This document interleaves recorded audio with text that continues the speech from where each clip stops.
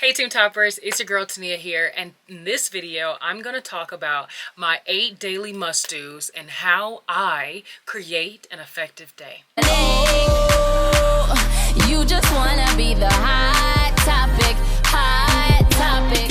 If you're focused on too many things, you'll become a pro at nothing. So my main thing is like, Tania, if you have so many goals and dreams in life, how do you make sure that your focus in those specific areas aren't lacking?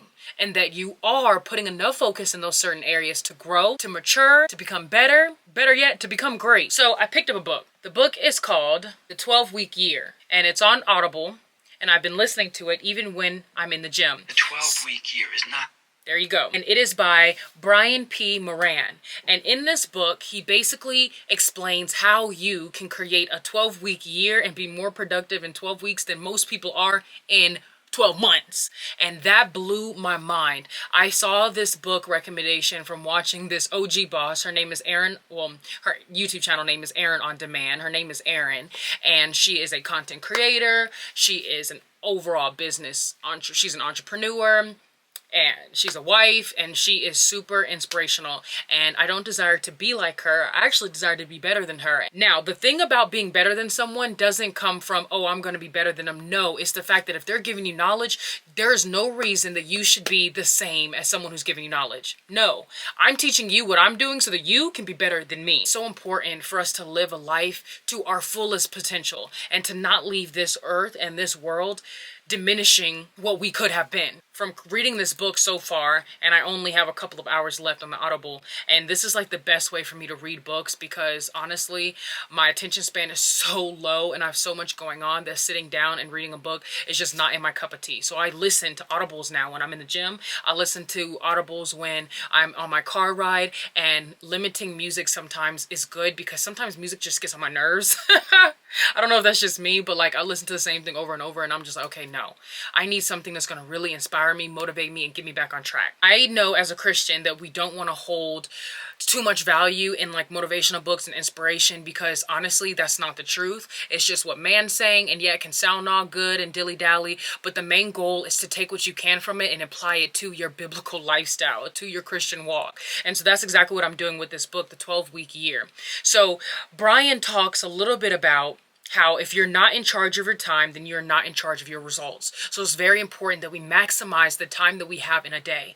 Okay, we all know that there's 24 hours in a day, but how many of those 24 hours are we actually awake and actually moving? Exactly. Probably less than 12, because there's so many times within that 12-hour day that we're not really working. Think about it. Be most effective with our time. Well, he created the fact that if you split and create a plan for 12 weeks at a time out of a year, you will be the most effective. And that to me just blew my mind. Putting things in sections and portions and doing it in that kind of way really amps up your motivation, your inspiration, and also allows you to have different goals and milestones along the way that keep you motivated.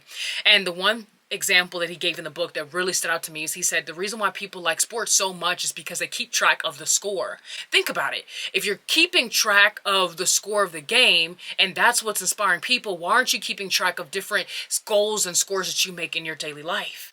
There are certain milestones that we'll make and not even recognize it, not even cheer because don't even pay attention that that is a milestone. But listen, if you lift weights, your personal record, your maxes and stuff change. So if you set the goal and if you reach it, you're like, oh my gosh, I did it. Ah! That's why people love sports so much, but we don't apply that same aspect to our lives. If you read the book, you'll start to understand a little bit more about what I'm talking about.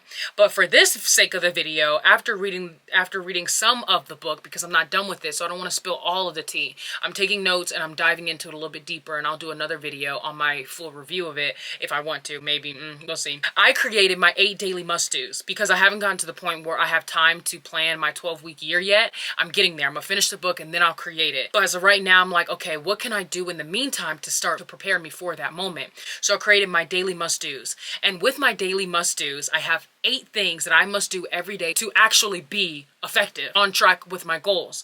So my 8 daily must-dos are this, and I have it in my notes right there, okay? My first, and I've done most of it today already, my first daily must-do is to read the Bible and pray. Because yes, his 12-week thing is great, but I gotta include God in my 12-week plan. If he's not my foundation, then it's going to fail, okay? So I read my Bible and pray daily. I know that these are 8 things that I really do value, and 8 meaning completion makes me feel that my day has been complete if I at least do these 8 things, if nothing else. So read the Bible and pray. It's very important to me. The foundation. My second one is to go to work because I know that I have a job. So I have to go to work. My third thing and fourth thing kind of go hand in hand. I have to talk to my mom, my dad, my sisters, Cash, and at least one friend a day. That way I'm nurturing the relationships in my life. I'm starting to balance that portion of my life as well, because that's one of the portions of my life that I tend to neglect, because I have these goals and I'm like, no, I gotta work. And I'm like, oh my gosh, Tania, you forgot to work on the things that matter most, your relationships. So I put that into my 8 daily must-dos. Then my 5th/6th thing is some kind of physical activity. I like to work out, but if I'm not going to work out, I usually work out Monday through Friday. If I'm not going to work out, I need to do some kind of physical activity for my mind, for my body. I need to stretch. I need to go for a walk, even if it's 5 or 10 minutes. I don't care. Physical activity a day, every day, is on my 8 daily must-dos. The next one is to record some and edit some. I know that I have things that I'm doing. I create content every day. I'm posting on my Instagram every day. I'm posting on my YouTube channel weekly. So I need to be recording something and editing something every day to keep progress in those areas of my life. The next is to write a page of my ebook every day. I have an ebook coming out. It's called Land the Brand, and it's a guide, the ultimate guide, to teach people how I've been getting brand collaborations on my social media.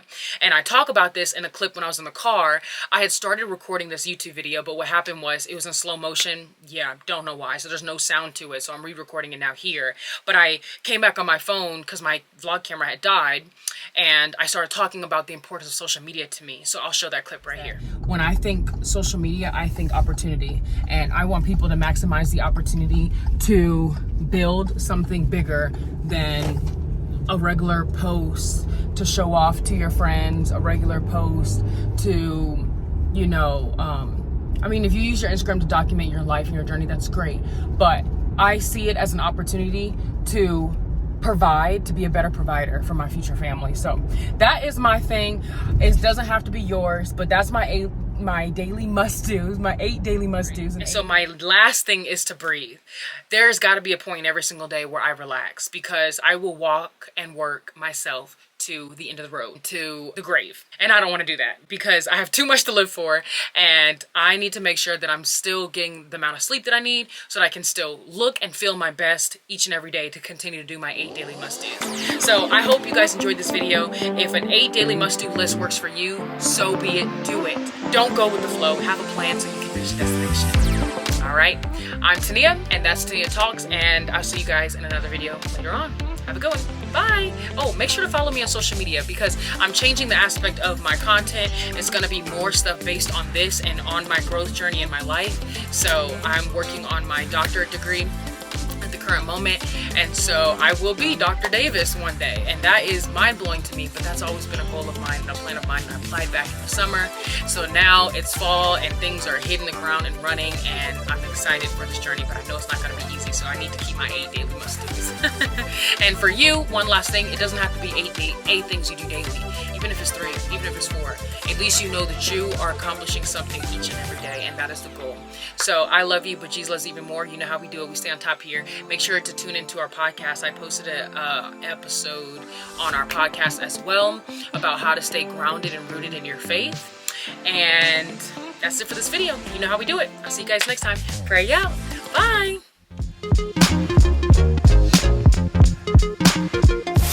Coming up next on The Topic Twins. Cash went to this local food spot to try stuff.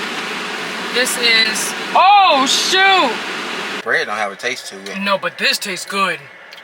We should just got this. Yeah.